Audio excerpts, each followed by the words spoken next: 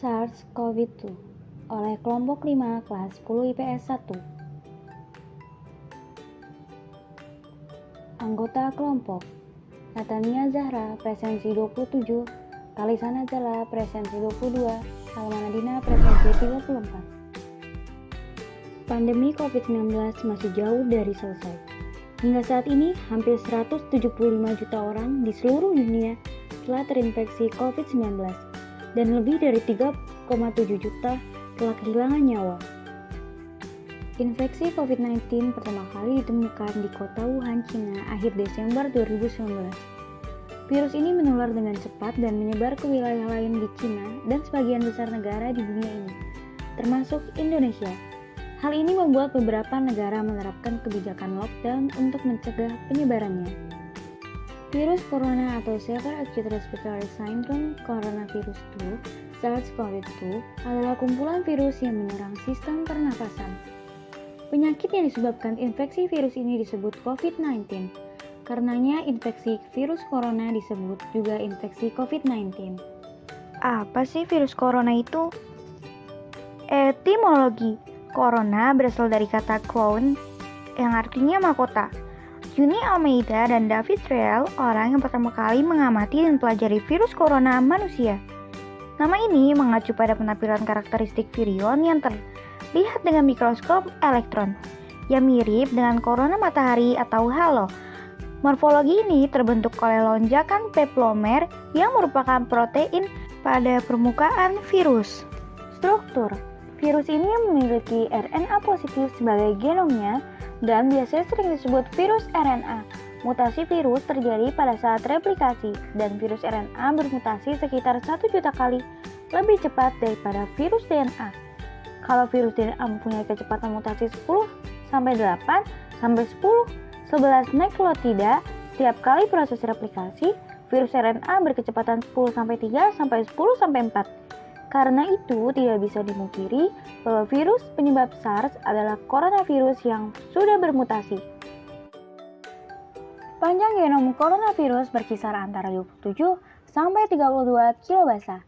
Genom ini membentuk protein-protein pembentuk tubuh virus seperti fosfoprotein M, glikoprotein M, protein E, protein S, dan glikoprotein HE, dan protein-protein atau enzim-enzim yang perlu untuk replikasi virus itu sendiri. Tipe corona pada manusia. Ada 7 tipe CoV yang dapat menginfeksi manusia dengan 4 subkelompok utama CoV, yaitu alfa, beta, gamma, dan delta. 7 coronavirus yang dapat menginfeksi manusia terdiri dari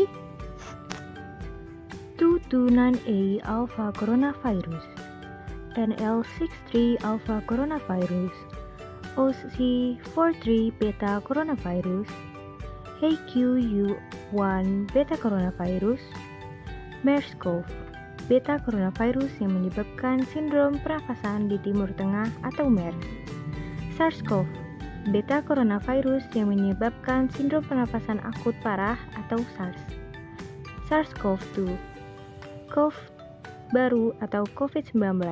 Nama SARS-CoV-2 diberikan untuk mengidentifikasi famili virus Center for Disease Control and Prevention atau CDC menggunakan nama COVID-19.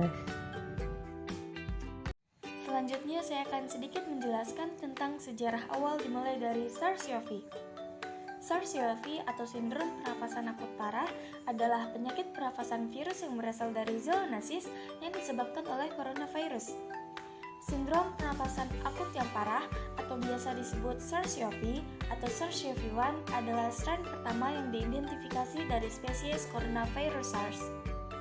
Kasus pertama yang diketahui terjadi pada November tahun 2002 dan sindrom tersebut menyebabkan wabah SARS dimulai dari tahun 2002 sampai tahun 2004. Sekitar akhir tahun 2017, ilmuwan Tiongkok melacak virus melalui perantara musang palem Asia hingga kelelawar tapal kuda yang tinggal di goa di kota Praja, etnis Xiangyi, Yunnan. Ada pula gejala-gejala penyakit yang ditimbulkan oleh virus ini, seperti demam, batuk kering terus-menerus, sakit kepala, nyeri otot, dan kesulitan bernafas. Maka dari itu, alangkah baiknya kita berupaya mencegah penularan virus ini dengan rajin mencuci tangan, etika batuk yang benar, menghindari kontak dekat dengan orang yang terinfeksi, dan menghindari perjalanan ke daerah yang terkena. Setelah saya menjelaskan sedikit tentang SARS-CoV, mari kita lanjut ke materi MERS-CoV. MERS-CoV adalah istilah dari coronavirus terkait sindrom pernapasan Timur Tengah. Ini adalah spesies coronavirus yang menginfeksi manusia, kelelawar, dan unta. Virus yang menginfeksi adalah virus RNA beruntai tunggal, berindera positif yang memasuki sel inangnya dengan reseptor DPP4. Spesiesnya termasuk anggota genus Beta coronavirus dan subgenus Merbecovirus. Kemudian gejala-gejala yang ditimbulkan mirip dengan flu biasa karena virus penyebabnya sejenis. Gejala-gejalanya seperti demam, batuk-batuk, nafas pendek, nyeri otot, lalu yang terakhir gangguan pencernaan seperti diare, mual, dan muntah. Cara mencegahnya pun tidak jauh dari SARS-CoV, seperti mengenakan masker, menjaga kebersihan tangan, menjaga ventilasi dengan baik, dan menutup hidung dan mulut dengan kertas tisu ketika bersin. Lalu buang kertas tisu kotor di tempat sampah berpenutup. Setelah kita tahu tentang SARS-CoV dan MERS-CoV, sepertinya akan terasa lengkap jika kita tahu bagaimana cara penularannya. Oleh karena itu, saya akan menjelaskan secara singkat bagaimana cara penularan virus ini. Apakah kalian sudah tahu jika droplet adalah cara penularan COVID-19 yang paling umum? Droplet sendiri adalah percikan cairan atau lendir yang dihasilkan oleh saluran pernafasan. Jenis percikan ini merupakan media penularan virus dari orang sakit ke orang yang sehat. Sumber percikan berasal dari mulut dan hidung. Percikan terjadi saat seseorang sedang berbicara, batuk, ataupun bersin. Selain droplet, ruangan dengan ventilasi buruk, menyentuh permukaan benda yang terkontaminasi, dan kontak erat dengan orang yang terinfeksi adalah cara penularan virus COVID-19. Gejala-gejala COVID-19. Setiap orang yang terkena virus COVID-19 pasti memiliki gejala-gejala sebagai berikut. Gejala yang paling umum yaitu demam, batuk, kelelahan, dan kehilangan rasa atau bau. Gejala serius yaitu kesulitan bernapas atau sesak napas, kesulitan berbicara atau bergerak, dan nyeri pada dada. Dan gejala yang sedikit tidak umum yaitu sakit tenggorokan, sakit kepala, diare, ruam pada kulit atau perubahan warna pada jari tangan atau jari kaki, dan mata merah atau iritasi. Upaya pencegahan agar terhindar dari virus COVID-19.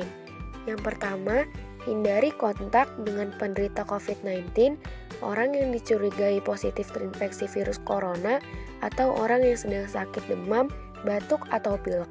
Yang kedua, tutup mulut dan hidung dengan tisu saat batuk atau bersin. Kemudian buang tisu ke tempat sampah. Yang ketiga, jaga kebersihan lingkungan dan kebersihan rumah, termasuk benda-benda yang sering disentuh. Yang keempat, untuk orang yang diduga terkena COVID-19, termasuk kategori suspek dan probable yang sebelumnya disebut ODP, orang dalam pemantauan, atau PDP, pasien dalam pengawasan. Berikutnya, ada beberapa langkah yang bisa dilakukan agar tidak menularkan virus corona ke orang lain, yaitu yang pertama, terapkan physical distancing, yaitu menjaga jarak minimal 1 meter dari orang lain, dan jangan dulu keluar rumah kecuali ada keperluan mendesak. Yang kedua, gunakan masker saat beraktivitas di tempat umum atau keramaian, termasuk saat pergi berbelanja bahan makanan atau mengikuti ibadah di hari raya. Yang ketiga, rutin mencuci tangan dengan air dan sabun atau hand sanitizer yang mengandung alkohol minimal 60%, terutama setelah beraktivitas di luar rumah atau di tempat umum. Yang keempat, jangan menyentuh mata, mulut, dan hidung sebelum mencuci tangan. Yang terakhir, tingkatkan daya tahan tubuh dengan menjalani pola hidup sehat, seperti mengonsumsi makanan bergizi, berolahraga secara rutin, dan beristirahat yang cukup, juga mencegah stres.